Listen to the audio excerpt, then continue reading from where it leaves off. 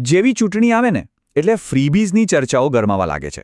મફત વીજળી, મફત પાણી, ખાતામાં પૈસા. પણ ક્યારે વિચાર્યું છે કે આ બધું ખરેખર જનકલ્યાણ છે કે પછી વોટ મેળવવાની કોઈ લાલચ? ચાલો આજે આ જ ગંભીર સવાલના મૂળ સુધી પહોંચીએ. અને આ ચર્ચાની શરૂઆત કોઈ આમતેમ જગ્યાએથી નહીં, પણ સીધી સુપ્રીમ કોર્ટના એક સવાલથી કરીએ. એમણે પૂછ્યું, આપણે કેવી સંસ્કૃતિ વિકસાવી રહ્યા છીએ? બસ આ એક જ વાક્ય, આ એક જ સવાલ એ બતાવવા માટે પૂરતો છે કે આ મુદ્દો કેટલો ગંભીર છે. દેશની સર્વોચ્ચ અદાલત આના પર કેટલી ચિંતિત છે એનો અંદાજો લગાવી શકાય છે. તો સવાલ એ થાય કે આ બધી વાત અચાનક કેમ શરૂ થઈ? એનું કારણ છે સુપ્રીમ કોર્ટની કેટલીક તાજેતરની અને એકદમ કડક ટિપ્પણીઓ. આ ટિપ્પણીઓએ સાચું કહું તો આખા દેશનું ધ્યાન ખેંચ્યું છે. ચલો સમજીએ કે આખો મામલો છે શું. તો જુઓ, વાત છેક તમિલનાડુથી શરૂ થઈ. ત્યાં શું થયું કે સરકારે એક જાહેરાત કરી કે રાજ્યના દરેક નાગરિકને મફત વીજળી મળશે. કોઈની આવક જોવામાં નહીં આવે, બધા માટે મફત. અને હા, આ જાહેરાત થઈ ક્યારે? બરાબર ચૂંટણી પહેલાં. હવે આનાથી થયું એવું કે રાજ્યની જે વીજળી વિતરણ કંપની છે, જેને આપણે ડિસ્કોમ કહીએ છીએ, એના પર એટલો બધો આર્થિક બોજ આવી ગયો કે વાત છેક કોર્ટ સુધી પહોંચી. અને બસ ત્યાંથી જ આ રાષ્ટ્રીય ચર્ચાનો મધપૂડો છંછેડાયો. તો હવે આ ચર્ચાના એકદમ કેન્દ્રમાં જઈએ. શું સરકાર જે પણ ખર્ચ કરે એ બધું ફ્રીબી કહેવાય? ના, એવું બિલકુલ નથી. એક સાચી કલ્યાણકારી યોજના અને બીજી બાજુ માત્ર ચૂંટણી જીતવા માટે અપાતા વચનો, આ બંને વચ્ચે એક બહુ જ પાતળી લાઈન છે. એને સમજવી ખૂબ જ જરૂરી છે. તો સવાલ એ છે ને કે કયા લાભને સાચું કલ્યાણ ગણવું અને કયા લાભને નુકસાનકારક ફ્રીબી? ચલો આ ભેદને એકદમ સ્પષ્ટ રીતે સમજી લઈએ. તો જુઓ, એક્સપર્ટ સરકારી ખર્ચને મોટા ભાગે 3 ભાગમાં વહેંચે છે. સૌથી પહેલું છે મૂળભૂત કલ્યાણ, એટલે કે સરકારી શાળાઓ, આરોગ્ય સેવાઓ, આ બધું તો સરકારની ફરજ કહેવાય. પછી આવે છે યોગ્યતા સબસિડી. આનો હેતુ કંઈક સારું કરવાનો, ઉત્પાદકતા વધારવાનો હોય છે. દાખલા તરીકે વિદ્યાર્થીઓને લેપટોપ આપવા. અને ત્રીજું, જેને અતાર્કિક ફ્રીબીઝ કહેવાય છે, જેમ કે કોઈપણ જાતના ભેદભાવ વગર બધાને મફત વીજળી. આનો હેતુ ઘણીવાર માત્ર ચૂંટણીમાં ફાયદો લેવાનો જ હોય છે. અને અમુક નિષ્ણાતો તો આવી યોજનાઓ માટે એક બહુ જ સરસ કહેવત વાપરે છે, હાથીના દાંત. એટલે કે દેખાડવાના અલગ અને ચાવવાના અલગ. ઉપરથી જોતા તો આ યોજનાઓ એકદમ જનકલ્યાણ જેવી લાગે, પણ એની પાછળનો અસલી હેતુ તો રાજકીય લાભ મેળવવાનો જ હોય છે. પણ એક વાત યાદ રાખવા જેવી છે, આ મફત વચનો ખરેખર મફત નથી હોતા. એની પાછળ એક બહુ મોટી આર્થિક કિંમત છુપાયેલી હોય છે. અને આ કિંમત આખરે તો રાજ્યની તિજોરી પર જ ભારે પડે છે. ચાલો આ છુપાયેલી કિંમત વિશે જરા વાત કરીએ. અને સુપ્રીમ કોર્ટે પણ આ જ ચિંતા વ્યક્ત કરતા એક સીધો અને સચોટ સવાલ પૂછ્યો હતો. આ બધું મફત આપશો, પણ એના પૈસા કોણ ચૂકવશે? બસ આ એક સવાલ જ આખી વાતનો સાર છે અને એની આર્થિક અસરો સમજવા માટે પૂરતો છે. તો એનો જવાબ શું છે? કોણ ચૂકવે છે? સૌથી પહેલાં તો કરદાતાઓ, એટલે કે આપણે સૌ. કાં તો ટેક્સ વધે અથવા તો દેવું વધે. બીજું, આપણી આવનારી પેઢીઓ, એમને આ દેવું વારસામાં મળે છે. અને ત્રીજું અને સૌથી ગંભીર, આ બોજ દેશના વિકાસ પર પડે છે. કારણ કે પૈસા જ્યારે આવી યોજનાઓમાં વપરાઈ જાય ત્યારે આરોગ્ય, શિક્ષણ અને સારા રસ્તાઓ જેવા જરૂરી કામો માટે ભંડોળ બચતું જ નથી.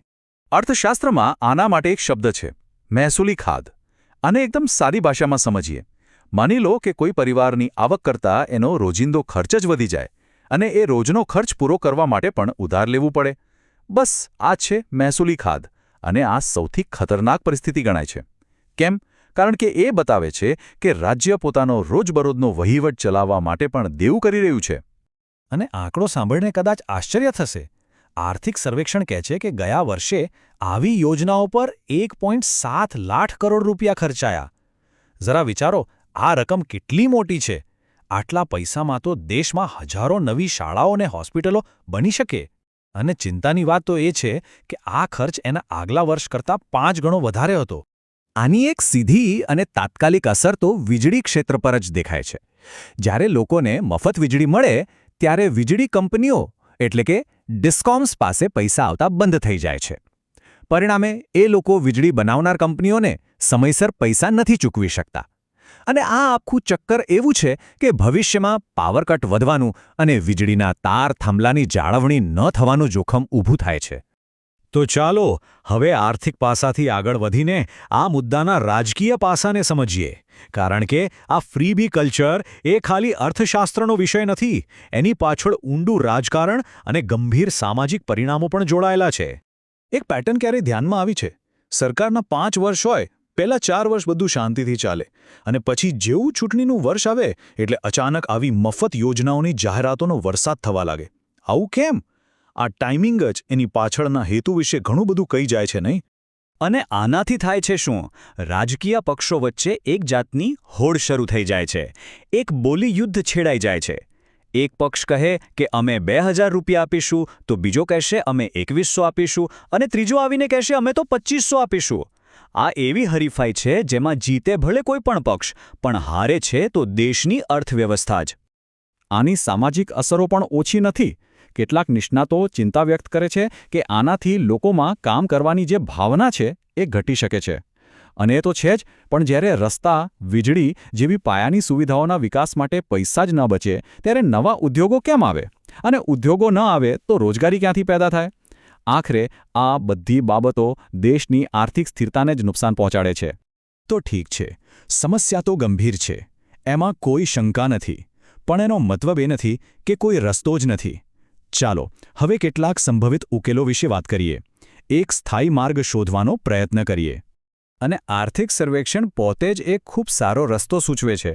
એ કહે છે કે બધાને બધું મફત આપવાને બદલે જેમને ખરેખર જરૂર છે એમને શોધીને અમુક શરતો સાથે મદદ પહોંચાડવી જોઈએ.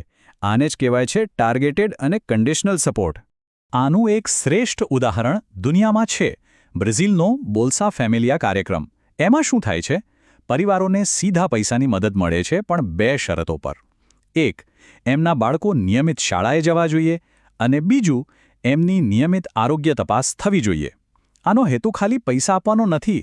હેતુ છે આવનારી પેઢીનું ભવિષ્ય સુધારવાનો, દેશ માટે હ્યુમન કેપિટલ એટલે કે શિક્ષિત અને સ્વસ્થ નાગરિકો તૈયાર કરવાનો. તો અંતે પસંદ બી સ્પષ્ટ છે. એક તરફ છે ટૂંકા ગાળાના બિનટકાઉ વચનો, અને બીજી તરફ છે લાંબા ગાળાનું ટકાઉ રોકાણ. એવું રોકાણ જે નવી શાળાઓ બનાવે, નવી હોસ્પિટલો બનાવે અને નવી રોજગારીનું સર્જન કરે. પસંદગી આપણે સૌએ કરવાની છે. અને એટલે જ અંતે આ એક સવાલ પર આવીને અટકીએ છીએ કે આપણા એક વોટની સાચી કિંમત શું છે? શું એ કોઈ ટૂંકા ગાળાનો લાભ છે, કે પછી આવનારી પેઢીઓ માટે એક સમૃદ્ધ અને સ્થિર ભવિષ્ય? આ સવાલનો જવાબ કદાચ આપણે સૌએ સાથે મળીને શોધવાનો છે.